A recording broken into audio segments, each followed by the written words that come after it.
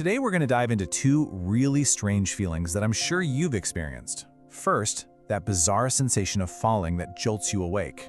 And second, that nagging, relentless pull of a task you left unfinished. They seem totally unrelated, right? Well, let's find out what they can tell us about the hidden wiring of our brains. You know the feeling, that sudden jolt, that phantom drop into an abyss that snaps you right back to being wide awake. It's startling, it's weird, but what is actually happening inside your head? Believe it or not, that experience has a scientific name. It's called the hypnagogic state.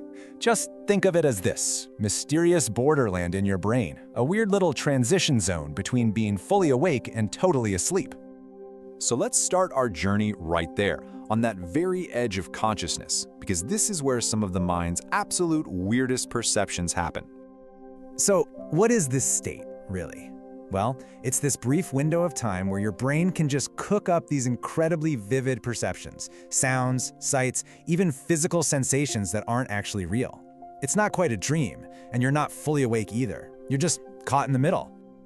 Now you might be thinking, hey, that just sounds like the start of a dream. But there are some really key differences. For one, these hypnagogic moments are usually way shorter, more like a flash of a thought than a whole story.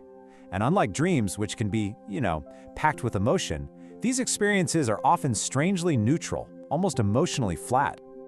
It is so tempting to just slap a label on these things and call them hallucinations. But is that really the right word for something so many of us experience? Well, it turns out hallucination's a pretty misleading term here. See, these experiences are non-pathological. That just means they're not a sign of any illness, they don't change who you are or what you believe, they're just a normal, totally harmless quirk of your brain as it's powering down for the night. Okay, so if they're not hallucinations, let's get to the core of what these hypnagogic states actually feel like for most of us. Remember, we started with that classic feeling of falling. But is that just some random thing, or is it part of a much bigger pattern? Well, when researchers actually dug into what people experience, a really surprising answer popped up. It turns out that while we might expect to see weird things, these experiences are overwhelmingly kinesthetic. It's a fancy word, but all it means is anything related to motion and your body's position in space. So yeah, that feeling of falling or floating or being pulled, that is the classic signature of the hypnagogic state. And if you've felt this, you are in very, very good company. A massive 80.2% of people report having these experiences. So that feeling of falling, it isn't some weird glitch in your brain, it's an incredibly common part of just being a human who's trying to fall asleep. Okay, so let's shift gears. We're gonna move from the phantom feelings we have when we're falling asleep to a persistent, nagging feeling that haunts our waking hours, that mental itch of an unfinished task. Oh, we've all been there. You get pulled away from an email, a project, maybe even a simple puzzle, and it just sits in the back of your mind, bugging you, poking at you, until you can finally get back to it.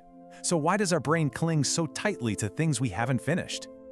For nearly 100 years, psychology has had a go-to answer for this. It's called the Zeigarnik effect, and it has been a cornerstone theory for decades. You'll find it in textbooks everywhere. The theory itself is actually pretty simple. Our brains create this kind of mental tension around unfinished business, and this tension is supposed to give us a memory advantage, making us remember that half-finished crossword puzzle way more vividly than the one we already completed. It's a really neat and tidy explanation, and it makes a ton of sense, right? But in science, even the most established, famous ideas have to stand up to some serious scrutiny. Which, of course, leads to the million-dollar question. After a century of being treated like a fact, is the Zeigarnik effect even real? And here is the plot twist. When you take a really deep dive into all the research, I'm talking about a meta-analysis, you find that the Zeigarnik effect is, to put it lightly, pretty shaky. It's incredibly hard to reliably reproduce in a lab. In fact, the analysis found that any memory advantage is basically negligible.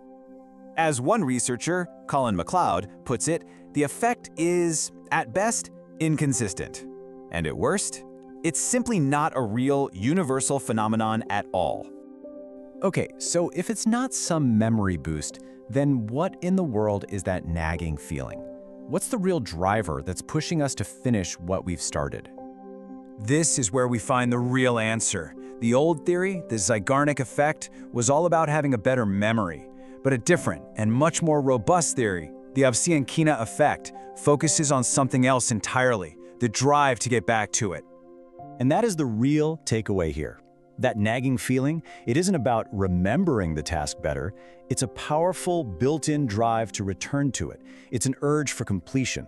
That is the Avcyankina effect, and it's what actually explains why that half-finished project is always calling your name. So let's just wrap this all up. First, that strange falling sensation is a perfectly normal hypnagogic state that over 80% of us get, and it's all about motion. Second, that classic textbook idea that we remember unfinished tasks better, the Zeigarnik effect, is probably just a psychological myth.